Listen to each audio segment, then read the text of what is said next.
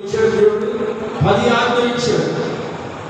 10 మనం అనుకోవాలి, ప్రభువా ఈ 10 ఆజ్ఞల్లో నేను ఎన్ని పాటిస్తున్నాను, ఎన్ని పాటించలేకపోతున్నాను అని ఒకసారి మనము అది చదివినప్పుడు మనకు అర్థమవుతుంది.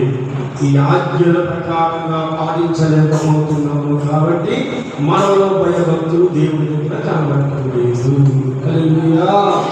అందుకే ఎప్పుడైతే ఆజ్ఞలను పాటిస్తామో ప్రభు ఏమంటాడంటే భూలోక సంబంధమైన ఆశీర్వాదాలన్నీ మనకి ఇస్తాడు. నీ దేవుడని యెహోవా మాట మీరు శ్రద్ధగా విని ఈ లోకంలో ఉన్న వారందరికంటే అధికముగా మిమ్మల్ని దీవిస్తాను. హల్లెలూయా. నీ గర్భఫలము, భూఫలము, నీ దుప్పిగడ్డలు, గొర్రెల మందలు, మేకల మందలు నువ్వు దీవించబడతావు. బయటికి వెళ్ళినప్పుడు దీవించబడతావు, లోపలికి వచ్చినప్పుడు దీవించబడతావు. నువ్వు అధికమైన ఆశీర్వాదాలు ఎప్పుడు చూస్తావు? ఆయన ఆజ్ఞలను పాటించినప్పుడు మాత్రమే. చాలా మంది ఆజ్ఞలు పాటించకుండా, భయభక్తులు లేకుండా, స్తుతించకుండా మన దేవుడి కార్యం చేయలేదు, మన దేవుడు ఏం చేయలేదు అంటారు. దేవుడు ఎలా చేస్తాడు? ఆయన దగ్గర స్తుతించాలి, భయభక్తులతో ఉండాలి, ప్రార్థన చేసుకోవాలి, భార్యాభర్తలు కావాలి, పిల్లలు కావాలి, కుటుంబాల రోగాలు కావాలన్నా, సమస్యలు కావాలన్నా, కుటుంబం అంతా ఏక మనసులో దేవుడిని స్తుతిస్తే ఆయన యెహోషువ ఎవరు? నేను నా ఇంటి వారు యెహోవాని సేవిస్తాను. యెహోషువ కుటుంబం వారు మనం ఉంటే యెహోషువ చేసిన దేవుడు మనం కూడా చేస్తాం. అప్పుడు మనం ఎలా ఉంటాం? ఆనందంగా ఉంటాం, సంతోషంగా గడుపుతాం. ఆజ్ఞలు పాటించకుండా ఆనందంగా ఎలా ఉంటాం? ఉండలేదు.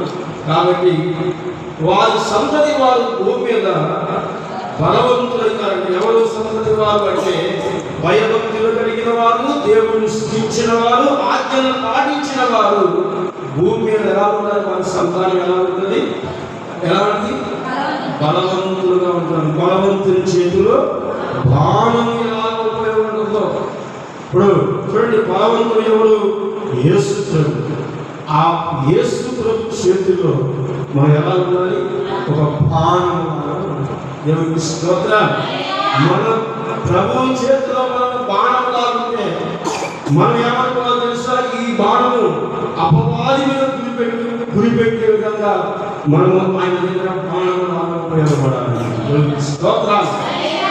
చివరిగా యథార్థవంతులు వంశము వారు దీవించబడుదురు. దేవుడు ఏమన్నాడు? యథార్థవంతుల ప్రార్థన నేను అంగీకరించగలను, యథార్థవంతులు ఆయన ముఖ దర్శనం చూస్తారు అని దేవుడు అద్భుతంగా చెప్పాడు.